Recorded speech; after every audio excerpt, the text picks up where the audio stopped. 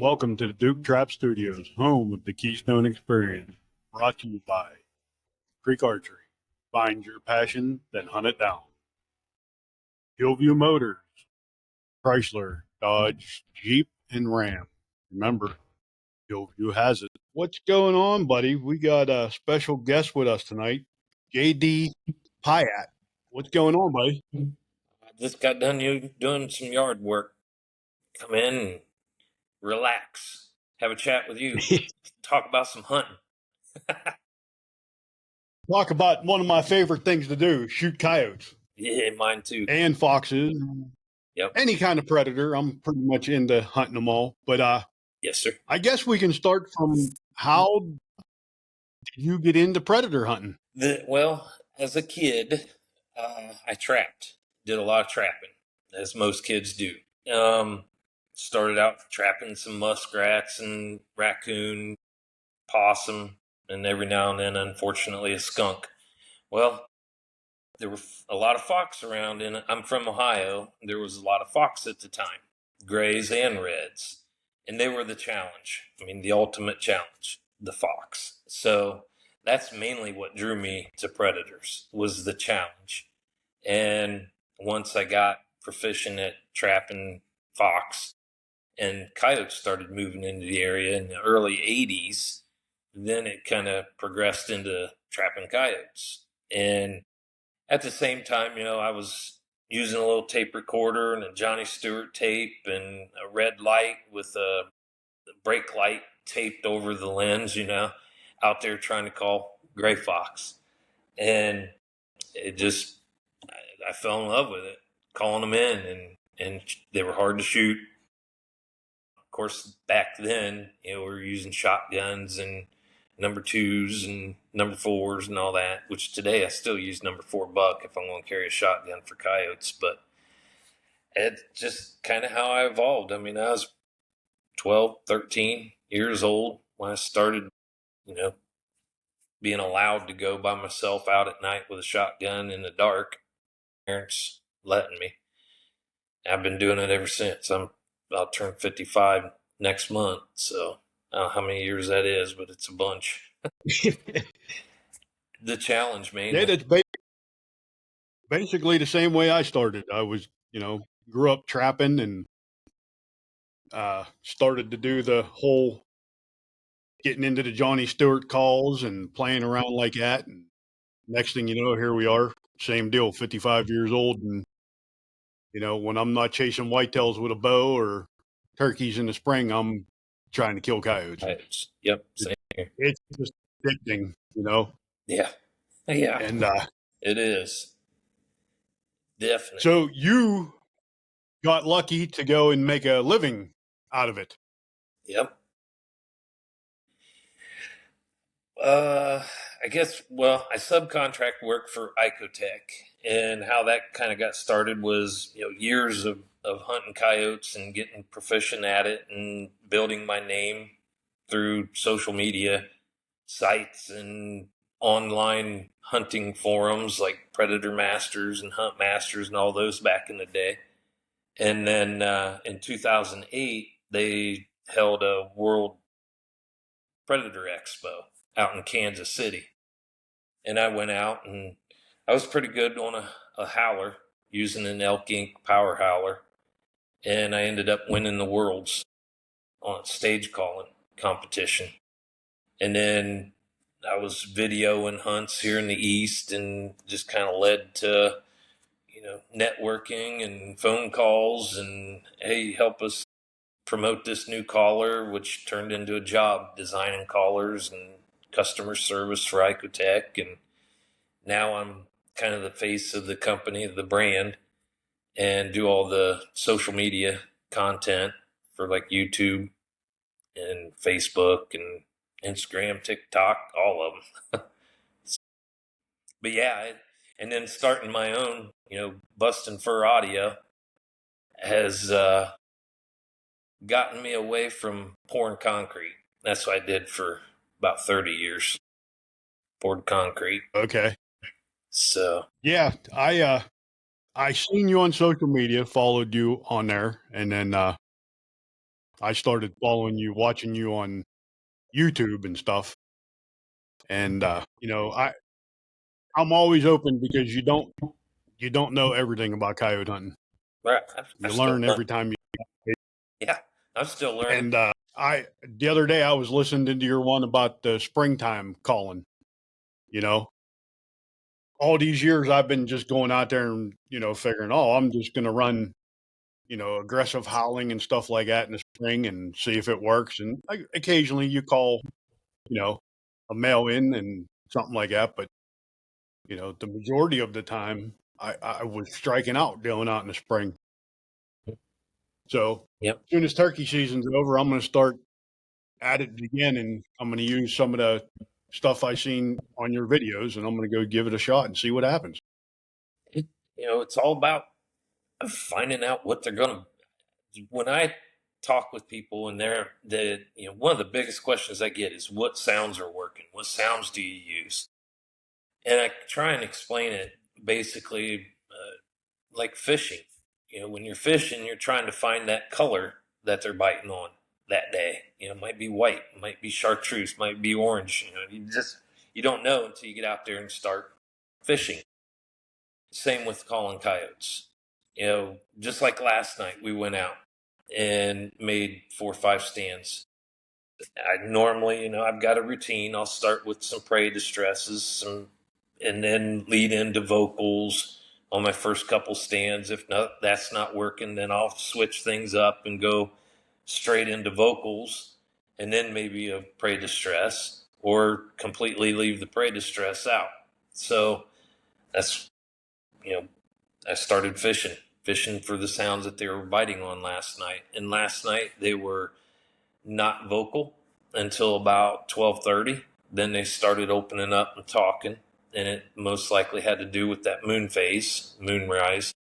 But they started biting on vocals, howls, aggressive howls. They were pretty aggressive last night. So the pup distresses and the coyote fights is what was bringing them into us to shoot. Prey distress, they just wasn't biting on it. And I've seen that change in the middle of the night. You might kill 4 or 5 coyotes on vocals, and then at 3 o'clock in the morning, it just quits working. And you go to a cottontail distress or a bird distress and start picking up a coyote here and there and killing more coyotes. So it's a constant evolving door, basically, with the sounds that I'm using. And I have certain sounds. There are certain sounds that work better than others. And those are the ones I fish through when I'm out hunting. And if I find a So recipe, I stick with it till it quits. now, when you first get on stand, do you start off your calling loud, or do you start like moderate sound, like in Low volume. volume? What? Yeah. With the Icotex, I run the Night Stalker Plus, so the GCX remote has increments 1 through 10, 10 being full volume. I'll start it out on 5, 4 or 5 on a prey distress, and run that for about 4 to 5 minutes. And if nothing shows up, because they can cover pretty much a mile if they want to in 4 to 5 minutes, and they can hear that far too. Conditions right. So 4 to 5 minutes, nothing showed up. Then I'll pause it for 20 seconds or so and scan and make sure one's not lagging, because I'm going to go into vocals after that prey. Throw out some howls, and then I'm going to crank the volume up because they're loud. Yes, they can, like us, regulate our volume of our voices. They can do the same thing, and they do the same thing, but generally they're pretty loud. So I'm going to play a howl loud after that 4 or 5 minutes of prey. And I don't want to howl in one's face that, might have been taking his time coming in. So I scan for 20, 30 seconds, making sure nothing's coming before I throw out that howl. Now, if I start a stand with a howl, I'm there. If they're already in close, it's not like they were already responding to me that prey distress and coming in, because it just kind of sets a whole new tone. They got that prey distress playing. That's what they're wanting. They're coming in, and then all of a sudden the coyote howls. It just kind of changes their thought process. Like, wait a minute, do I want to keep going, or should I just leave? Last time I did this, I got my ass whipped.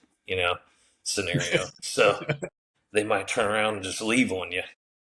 So you got to kind of be careful Now, mixing them up. on my deer lease, there's a section that's really thick woods, and it runs into a hollow up to a little pond.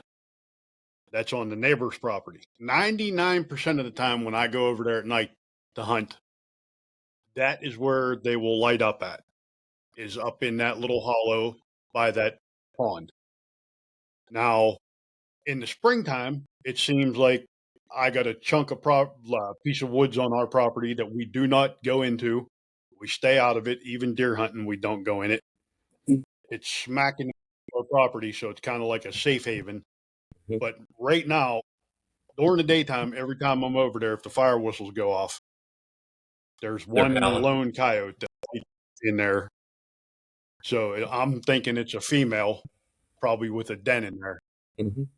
Possibly, yeah. So when I start my springtime thing, that's the first place I'm going. I told the guys on the lease, I said, I'm going in there and seeing if I can't get her to come out of there. Yeah, exactly. They don't take too kindly to intruding coyotes on their turf. I mean, that's why in the spring, pets are getting killed, dogs specifically. Here in Ohio, it's not uncommon for somebody's dog to have gotten attacked by coyotes. I just got a call last week, from a lady that her dog got tore up pretty good. I'll go down and try and help her out. And it's all due to territory. So if you think she's got a den in there, or within a mile, actually, and you intrude on their turf, the goal is to piss them off. That's my goal. I want to piss them off. That way they come running in to either whip me or run me off, but I usually win. So in the springtime, we're going to use the prey calls to start off with, and then switch into some howls. Are you going to do aggressive fighting after the howls, or are you just going to do pup calls and I'm going, yeah. I'm going to throw fights out there. I'm going to kind of build a story, build from. I'm going to build aggression throughout the stand, and at the end of the stand, that's where the most aggression is going to be. The knockdown, drag out coyote fight, squall and squeal and growl and bark and howl and everything. But I'm going to start out, less aggressive, and then build to the aggressive at the end. And then even in the spring, I've got a 3-stand rule, personal rule. I'll go out, I'll start 3 stands similarly. I might change the sounds up. I might start with a cottontail rabbit on the first stand. If it didn't work, second stand, I might start with a woodpecker. But after 3 stands, if it's not successful, then I'm changing. I'm going to my 4th stand. I'm going to start with a howl, and then maybe not even play a prey distress. Maybe wait until the very last sound of the stand to play a prey distress, because it might be vocals that they're biting on. So I don't have like a set rule in what I do every time out. Now, if we go out and we get out of the truck, or we live out in the country, we hear them howling already, and they're talking, then I'm probably going to start with vocals, because they're already vocal. I'm going to do what they're doing. I'm going to start off with some howls. Some nights, that might be all it takes, is one lone howl out of a series. Like, for example, one of Icotech's howls is Po' Boy. It's got 4 howls in that series. I'll run that 4 howl series and then just stop the caller. wait 3-4 minutes, and there might be a coyote just bebopping in to check you out. It's, could be that simple some nights. And then other nights it's a whole host of sounds and building that momentum. And at the end, you got that knockdown, drag out coyote fight plan, and here comes 2 or 3 rolling in. It took that aggressive sound to get them to finally commit and come into you. Do you change your techniques after, like you said, your 3 stands? Mm-hmm. The fourth stand you go to, like if you're not getting no reaction off of the predator or the prey calls, do you just stop with them altogether? No, I'll stop using them at the beginning of the stand. I'll Okay. start the stands out and run a lot of vocals, and then I might throw a prey distress in the middle somewhere or at the end of the stand.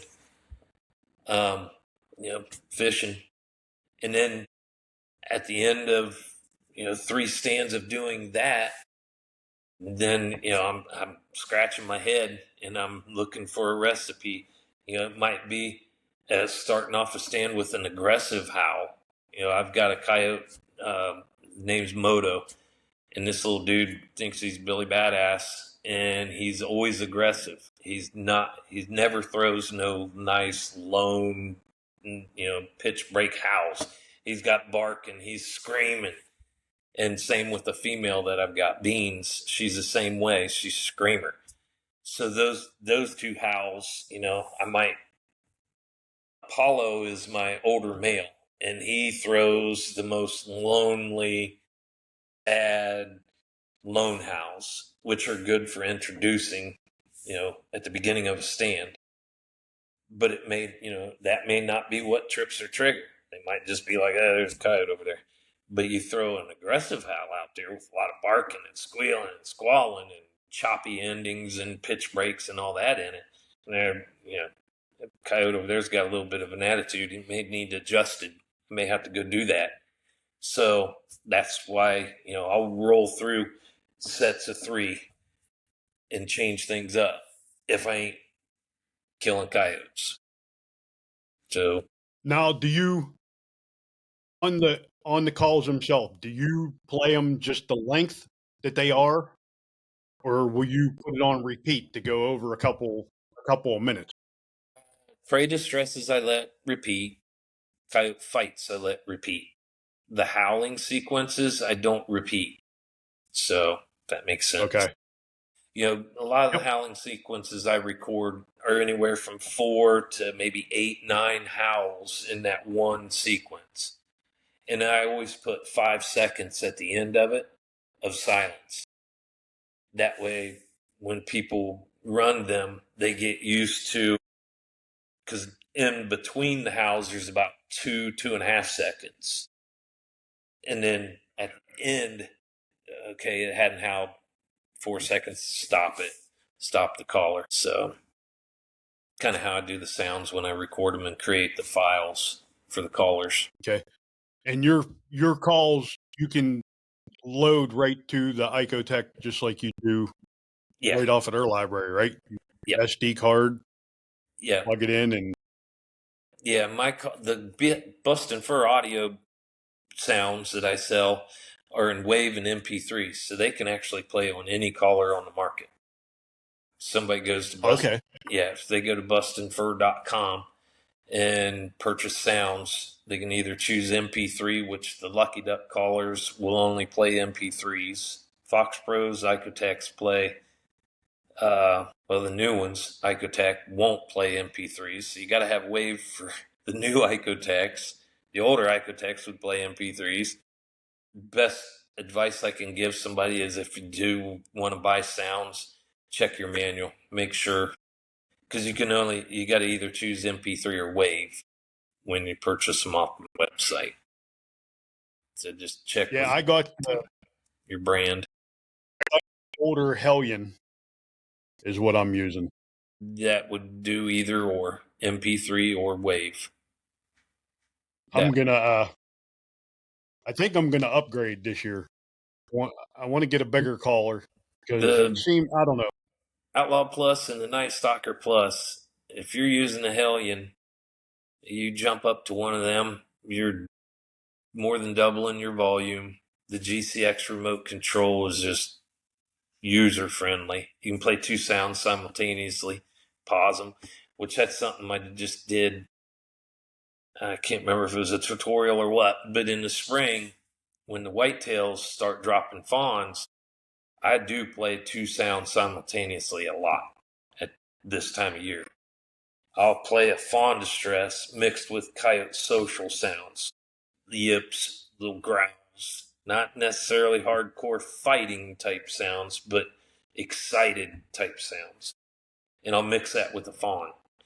Um, One thing I will say about it is be careful doing it out there in the dark because we've about got mowed down by does many a times. The does are more aggressive than the coyotes when they hear a fawn out there. Yeah, yeah, they get aggressive. But So just watch out for them. I just recently switched over to night vision scope. I had been running red lights all the way up until this January. I finally got my first night vision scope, and the very first night I was out with it, I called a coyote in, and I just completely like lost my mind on what I was doing, Yeah, and I let the coyote get within like 30 yards and realized that, hey, I got to shoot this thing. yeah, And by then I completely forgot, and I moved or something and spooked him, and he started to run away.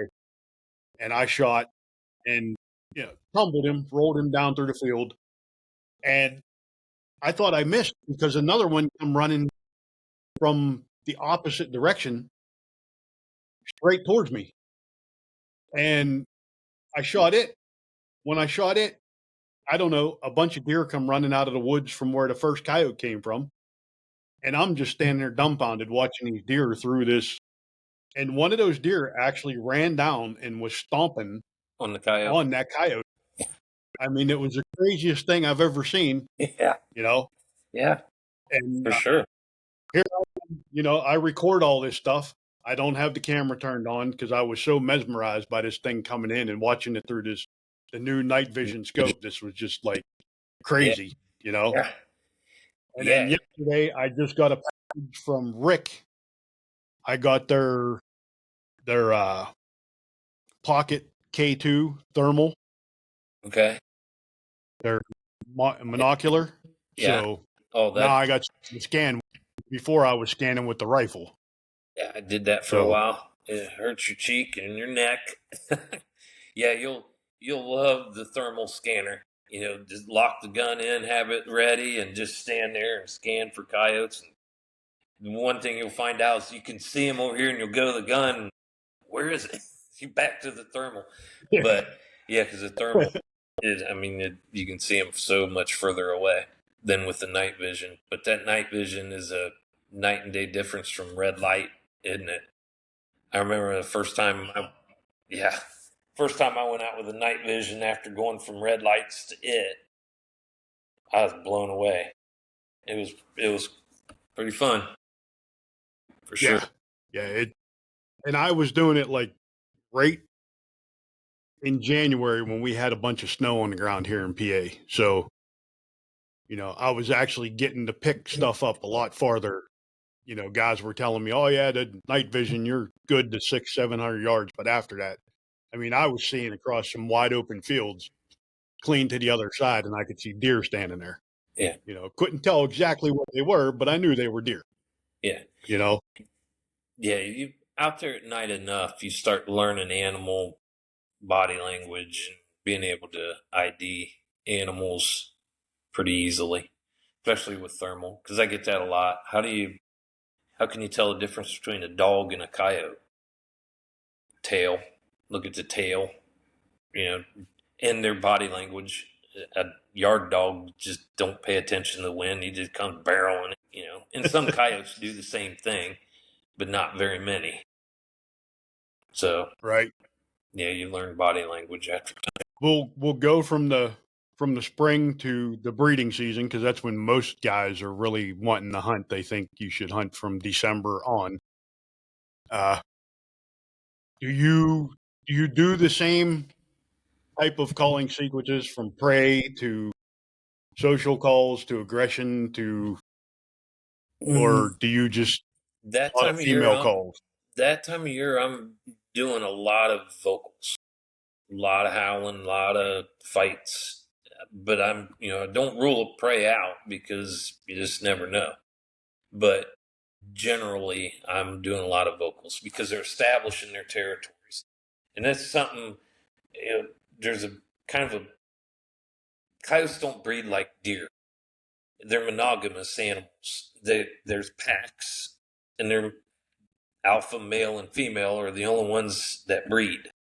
The rest of the subordinates are not breeding, so not every male coyote's out there running around looking for a female coyote to breed, like a white-tailed deer. He's looking for every doe he can get a hold of.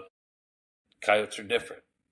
Um, so I focus more so on the territorial aspect of their lives. When they are breeding, they are establishing territories. They get very defensive over those territories. So I want to introduce myself as an intruding coyote on their turf and piss them off. So that time of year, I'm using a lot of vocals, a lot of fights, and they can simulate and tell just like a turkey. Tom Turkey can tell when there's a hunter, new hen on his turf. Same as humans can distinguish different voices. Coyotes, same way. I mean, I hear it all the time out there. We'll howl at them. They won't say nothing. And then one of the pack will howl off to the right. And then they light up. They answer him. They wouldn't answer us, but they answered their pack mate. And the only explanation is they knew his voice, that one's voice. So that's why I'm going in there and introducing myself as an intruder. And then the fights, they can't necessarily distinguish those voices in those fights. They just hear somebody getting their hind end whipped, and they don't know if it's one of theirs. That's why those fights work so well. So you said like you have Apollo, which is one of the calls that are on the Icotech, his lone howls. Mm-hmm. Yep. Normally, when I go out in that time of year, I'll start with either his or Luna's. Luna. The lone Yep. howl, yeah. Yeah, Luna Howl. And Luna Girl. most of the time, the coyotes on the neighbor's property behind me will light up, and you know, then I start working on them, and that's when they get the ones on my property all fired up, and Yep. and I don't know. I didn't start really doing the fights and stuff like that until like I was almost done with the set. That was kind of like my last desperate thing to see if I could bring them in. And usually it worked on the ones that were just sitting over there barking and carrying on. Yeah, You know? exactly. And I've seen some nights when they're really responding. I'll start with the fight, start a stand with the fight. If I run the howls and I run the light type social fights and yips and growling and whatnot, and then end with the knockdown drag out fight like uppercut or cage match or octagon. Those are some of the Icotech sounds. For Bustin Fur, I've got Pissed Off Alpha, Pup Combat, Piss and Match. Those are some good smackdown, good knockdown, drag out fights from my library. If I see that they're responding on those heavy fights at the end, then I'll just start shortening my stands up and starting the stand with those fights and keep killing coyotes. It's a lot of it is finding that one sound that they're responding to. That's a lot of the trick, and it changes so much. That's why when somebody asks what sounds are working, I can't give you an honest answer. I can BS you, but I can't give you an honest answer because I don't know. I'm learning myself that night while I'm hunting. And there's some nights I can't find the sound. Go out and get skunked. Not even think a coyote exists. And then you go out 2 nights later and kill 10. It's crazy. That's Yeah. what's so intriguing Yeah, about I've told people before. I said, you want to, there's two animals you can hunt that'll make you look like a fool. It's a wild turkey and a coyote. it. Yep, Whitetail deer, their stomach and their sex drive is what runs their life. You exactly. know, Yep. a wild turkey, he wants to mate right now, but I'll tell you what, for having such a little brain, he is one of the smartest critters. Yeah. I mean, Yeah. he did it too Yeah. right. I mean, I had him. He just shut up on me, gobbling like crazy at every call I made, and then he just went quiet Quiet. for 10 minutes. I'm like, well, you know what? I got to get home to get ready for this podcast. And I stood up and boom, there he was right in my face, you know? It crazy how they do that. But yeah. And Because you'd it's think after amazing 10 that, minutes he done lost interest and left, or something coyote made it came in and run him off, or bobcat, or who knows what person, you know.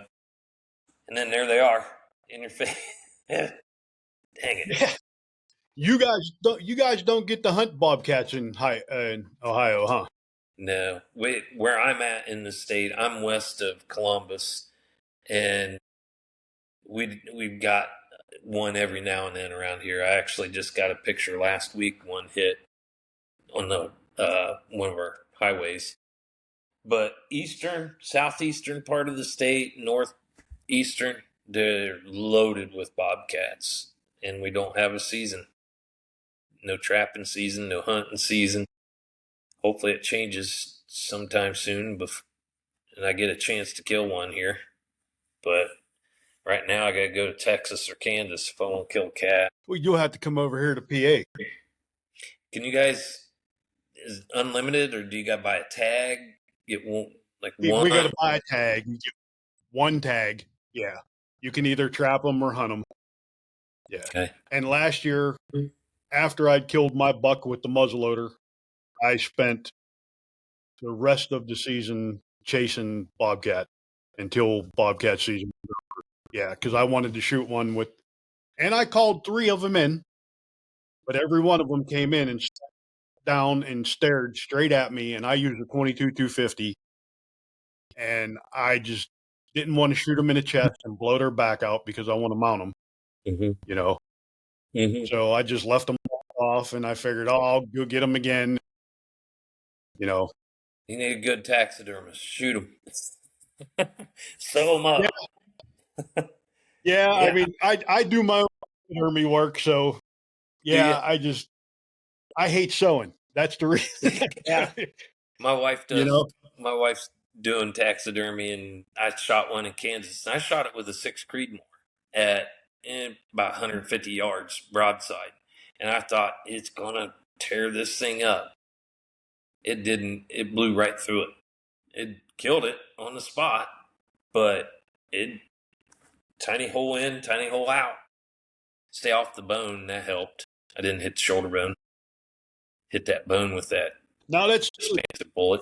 when you shoot your coyotes. Are you on the shoulder, straight to chest, midship? How do you prefer to shoot them? I'm a frontal shot. I'm shooting right at the base of the neck, right in the chest. Broadside shot. I'm trying to get right in that pocket, kind of like a deer.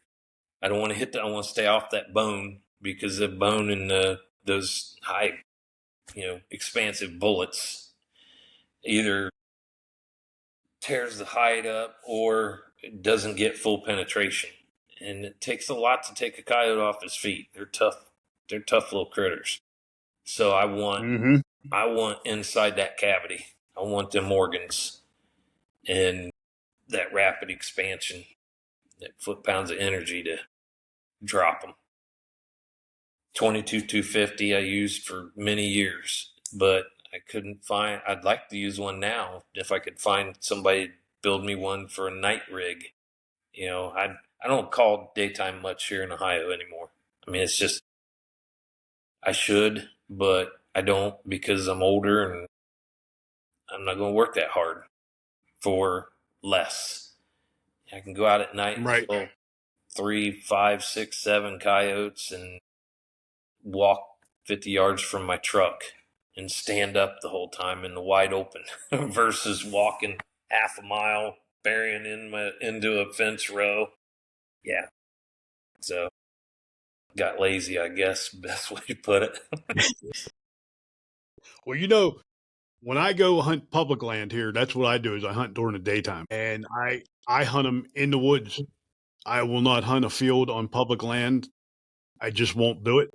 Yeah. I'll get in, get myself in some thick, nasty stuff, and I take the 12 gauge and some steel shot, and I I've had more fun calling them things in the thick brush, Yeah. the 10, 15 yard and It's smoke it. it's fast. It's quick Yeah. action. Yeah, for sure. I did it And there's a several lot of years places ago. that I've done it and called in bears. You get Yeah. a big black bear that comes in on top of you. Yeah. That's an eye opener too, Yeah. you know? Pucker factor 10 on them, I'm sure. Yeah. And that's getting to be a pretty common thing nowadays with a lot of guys. More of these younger guys now are hunting starting now through the summer in the timber, in with the bugs and all that nasty stuff that I don't care to go in after. And they're productive. They're killing coyotes doing that, getting right in there on them and using vocals. So more power to them. My butt. I'm after turkey season. I'm done going in the woods. Deer flies and all that Do crap. you guys have a lot of coyote tournaments, hunts out there? Yeah, they're all over the country. Yeah, yeah. Deal with them every year. I don't hunt Yeah, them. it seems like that. It seems like we're getting overrun with them once trapping season starts and deer season ends. It seems like it's every weekend, Yeah, and they're running them. It used to be 3 days: Friday night, Saturday night, and then end on Sunday. Now they're running them freaking Wednesday to Sunday, and it's just it's you know it's like I said, I've been doing this for years. When I first time I went out with night vision, I was, I mean, for years I was the only person in this area that was calling coyotes daytime. A guy would go, guys would go with me, and after we'd hunt all day Saturday, all day Sunday, and may not have seen a coyote the whole time, they didn't want to go again the next weekend. They're like, "You're crazy," But that's the way it was. That was 1 in 20 stands. I might see a coyote in the daytime numbers, and then when I went to nighttime and went to night vision, killing 20 a month, and people started taking notice, and I kind of shot myself in the foot posting everything on Facebook. And now there's a lot of people around here hunting and all over the country. I mean, not because of me, but it's just the sport has gotten so popular, and night vision and thermals have become more affordable. The more of these hunting tournaments that every fire station has or gun store has, you get all these guys out there that are just pounding and hounding the piss out of these coyotes. It makes it so much harder to kill them afterwards yeah, because yep, they're not dumb. It's just like your dog. You whip a dog with a rolled up newspaper twice. The third time, he sees you grab that newspaper, he's hiding behind the couch or the other room. Same with the coyote. A, a dog picking up on the owner's vehicle and the hum of the tire and the sound. I mean, these people, dogs know owners getting ready to pull in the driveway, and they're waiting halfway down the driveway for them. Same with the coyotes. I mean, they pick up on your truck, stopping in the same spot every night, at night, and there's a caller playing. There's an animal distress. Last time we ran in there, Joe didn't make it back. He got shot. So they learn all that. I mean, I've seen so many times now, especially after all these tournaments all winter long. get out of the truck, and coyote might be 400 or 500 yards out in the field. Think, okay, this is, slam dunk. Sneak the collar out there, set it down, turn it on, play something, subtle like a mouse distress or cottontail baby. And it's like you just started shooting at them. They throw their heads up, look, and gone, running the other way as fast as they can. It's like, shoot. So that's I guess my beef with so many coyote tournaments. But then at the same time, all these guys are buying products, so I support them. Right, right. I mean, I'll be completely honest with you. My sportsman's club, I ran one of those coyote hunts for a couple years, and I didn't enter it because I had entered a bunch of other ones, and guys would get mad because I would be, this is back when they first started. I was the guy coming in with the coyotes, and they're like, "Oh, what are you doing to keep all these coyotes?" Well, Yeah. I spend a lot of time out there, Yeah. and I'm not pounding them every day in the same spots, you know, drive around, put 100 miles on your truck, find property to hunt, Exactly. don't hunt the same farm over again. Yeah, exactly. That's I one important piece of information new guys need to grasp is if you've got 3 properties that you can hunt coyotes on, and that's what you're limited to, don't hunt them every night. Hunt them every couple weeks. I mean, that's how that helps because they adapt, they catch on quick, and a lot of it's guys they hunt the piss out of 100-acre farm, hunt it every night for a week, and then send me a message on Facebook. Why can't I call them in? They're there, but they won't come in. And then, after finding out it's the 7th night that they've tried to call them in, it's like, give it up. Leave them alone for a month and then try something completely different than what you've done. Yep. I honestly think, like I said before, I think they're more weary and more hard to kill now than a mature whitetail buck, to be honest with you. With all the pressure. My experience. Yes. Yep. Like I said, that whitetail, you can pattern him to a point like I did this year. I mean, I shot the biggest buck of my life with a flintlock in January, and it was a pattern. We got that super, super cold spell, and I still had soybeans up on my property. And I got in there and I hunted, and we've only seen that buck 3 times all season during the daylight. And at 5:15 that evening, he walked out at 90 yards, and I shot him with a flintlock. Nice. So, yeah, if you put the time in, you pay attention, pattern them, you can kill them. The same with coyote. Pay attention to what they're doing. You don't have to hunt them every night you go out there. You can sit and watch, especially if the farmer cuts a field here pretty soon for hay. Go out there and watch what them coyotes are doing. It's pretty cool to just sit down and watch them. Yeah. Yeah, you learn a lot more from a live coyote than a dead one. That's for sure. Yeah. Just their body language, and that is something I did years ago. Had one of the guys I hunted on cattle farm, had a bull go down. We put it out in the middle of a big hay field in a little island of trees, and I set up about 300 yards away from it, and would watch the coyotes come in before dark, and watch how they interacted with each other, how they ate, all that. Just absorbed as much information from them as I could. And then after they'd eat for 30, 40 minutes, right before dark, I'd call them in and shoot them.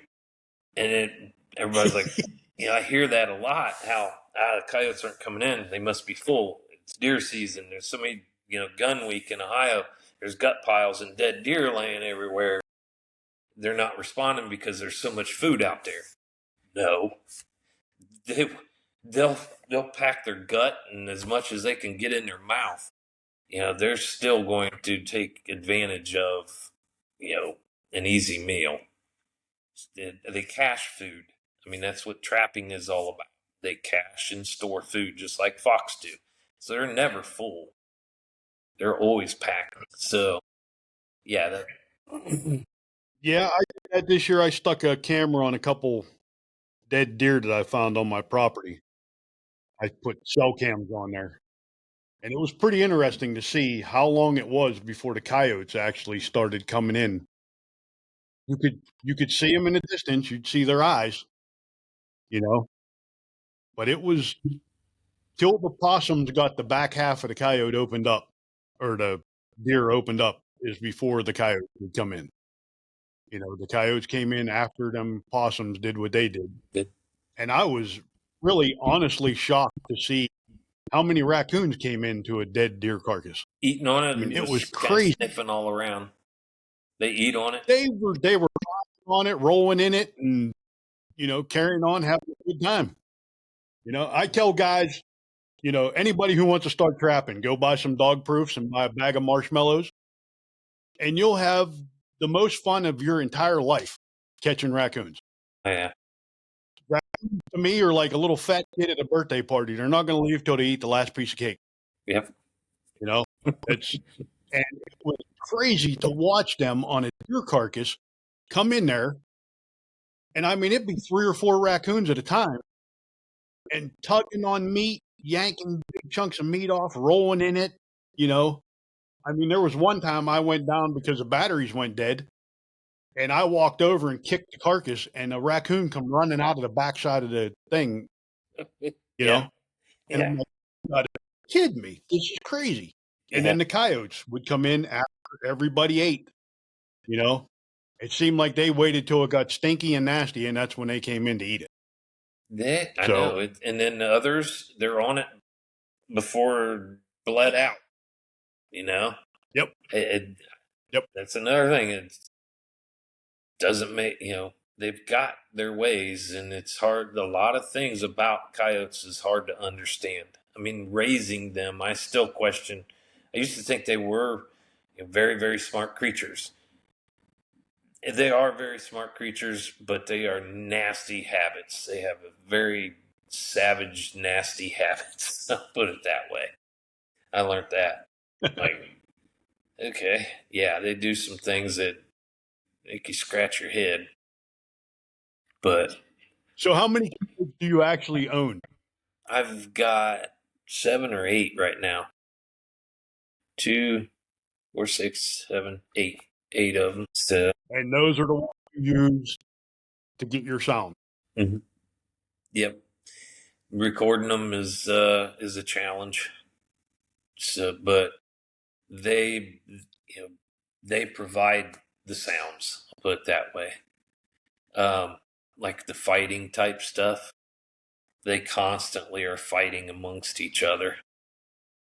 So it's easy to get those fighting type sounds. The howls and stuff are the ones that are kind of the challenge, but they're effective. So that's their pecking order, basically, is why they're doing the fighting and carrying on. I'm sure you got a dominant male and a dominant female there. But see, and I've got to separate them all. I can't have 2 males together in a kennel or 2 females together in a kennel. So I've got 4 kennels, 5 kennels set up right now. Yeah, I've got to split them up. They'll kill each other. The female, Luna, about killed one I had years ago. Nova, pretty much almost killed her. But I have had them, kill each other in the kennels. So Unfortunately, how old is? I mean, Luna's been around for a while, then, huh? Luna and Apollo I got the same year, and that was 2018. So there, Apollo, I still have Apollo. I got rid of Luna. She got pretty aggressive, um, kind of a liability. So ended up trading her off on some other pups. But I still have Apollo. He, my boy, he's as close to a dog as any coyote I've ever had. I mean, I can go out there, he'll jump up on me and I pet him, and he loves his chin rubbed.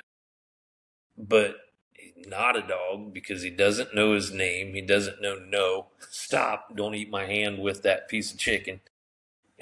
So, but in other aspects, he's as mild and timid as I've ever seen one.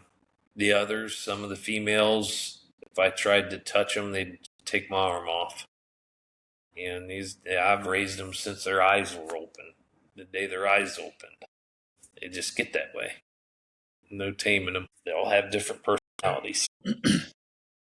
Now, do you record like fox sounds or anything like that too, or is it just strictly coyote stuff for you? No, I've got 3 red fox distress sounds that are pretty solid. The red fox sounds. Not having any gray fox in Ohio, I haven't been able to get no gray fox sounds. And back when I was a kid, that was Johnny Stewart, Gray Fox Pup. That was the killing sound. And We don't have access to them. our gray fox population around here is slowly starting to come back. Good. Like the last 5 or 6 years, every one I've caught in a trap, I've let loose. I mean, that's just me. I mean, they're not worth my trapping has not money anymore. Yeah. Yeah. My trapping has to do with I've been doing it for so long. It's like I can't stop. You know what I mean? That time of year, you pull the basket out and the traps and you go do it because that's what you've done your whole life. Exactly. Certain smells trip. Yeah. That trapping for me. Yep. And everybody says to me, "Oh, well, you're not making money." I never got into trapping to make money to begin with. No, me neither. I got into it because it was me trying to match wits with that animal and make him step right here in this 1-inch area. That's the way I looked at it too. A little. And to me, that makes you a better sport. That makes you a better outdoorsman when you can hone yourself in to get that animal to do what you want it to do. Yep. And you get back there the next morning and he's sitting there waiting for you. Yep. You know what you're doing then. Yeah. Yeah. It makes you pay attention to detail. More attention to details. A lot of guys that don't trap, they'll throw a lot of the important things out. It don't matter. Yeah, it does. Yeah. I know guys that will not pay attention to the wind at all when they're coyote hunting, and there's stands I won't say. If the wind's not blowing the right direction, I won't call. I'll leave. Yeah. I'm just not going to do it. That's a smart thing to do because all you're going to do is educate them. Next time you go back, they're educated and they're a little more leery to come in. But we all educate them. There's no not educating them. No, I don't care who you are. You're going to educate coyotes. 4 come in and you kill 1, 3 left educated. You make a 20-minute stand and nothing comes in while you're there, but 2 come in an hour after you've left to investigate, and they do. They damn sure do that. They're educated. So there's no getting around educating them. But limiting the pressure on them is key. So, what is the biggest one you've ever gotten? My biggest coyote I've ever shot was on film. It's on YouTube. 52 pounds. Biggest one I've ever shot. The biggest one I've ever skinned out and weighed, no kidding. I don't have pictures of the scale, but a dude shot during Ohio's gun season. Had an 18-inch chest, depth on its chest. It weighed, with my deer scale, 62 pounds, which, I've never seen one anywhere near that since. He literally, he told me he thought it was a deer. Jumped up, took off running. Brownest down back then. It's years ago. And, 62 pounds per that scale. If the scale was right, but we measured it 18 inches from the top of the back to the bottom of its chest. That's deep. Wow. It's a big coyote. Yeah. Very big. Yeah. I do have Now, Polaroid I pictures know of it. I'm gonna piss a lot of people off by going here. The whole coy dog thing. How do you feel about it, and what are your thoughts? I've never seen a coy dog. I don't believe a coyote and a dog will breed. It would have to take a very, very unique situation, I think, for that to happen. Just like the coy wolves. I don't, I, a wolf is 3 times the size of a coyote. Just like a coyote's that much bigger than a fox. What does a coyote do to a fox? He kills every fox he comes upon. Same with the wolf and the coyote. The wolves are killing the coyotes. Now they claim in New Brunswick or wherever it was, they did population and they had to breed to survive. I don't know.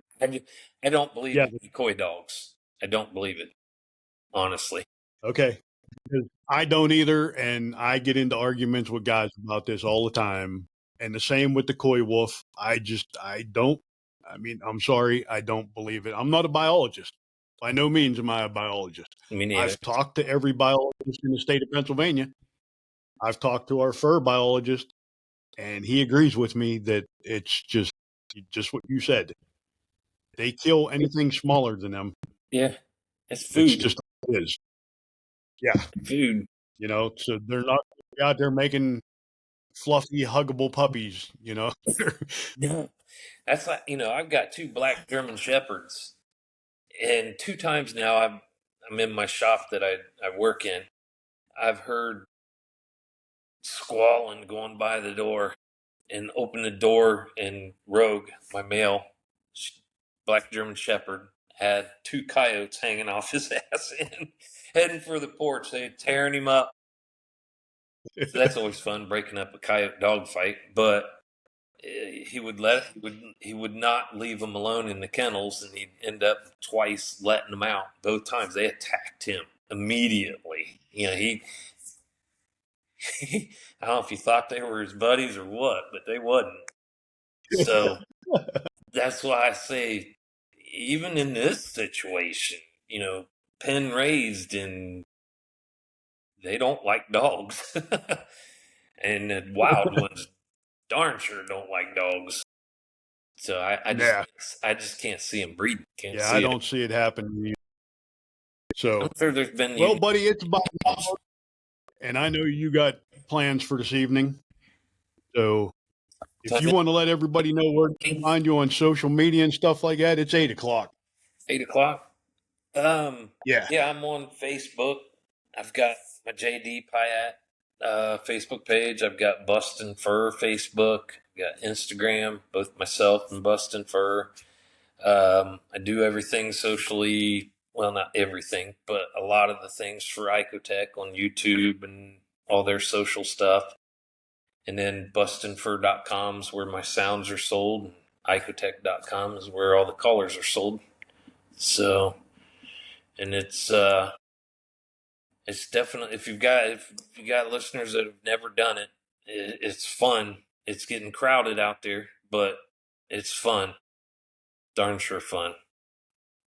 Oh, Uh, yeah. Yeah. and you're saving turkeys, deer.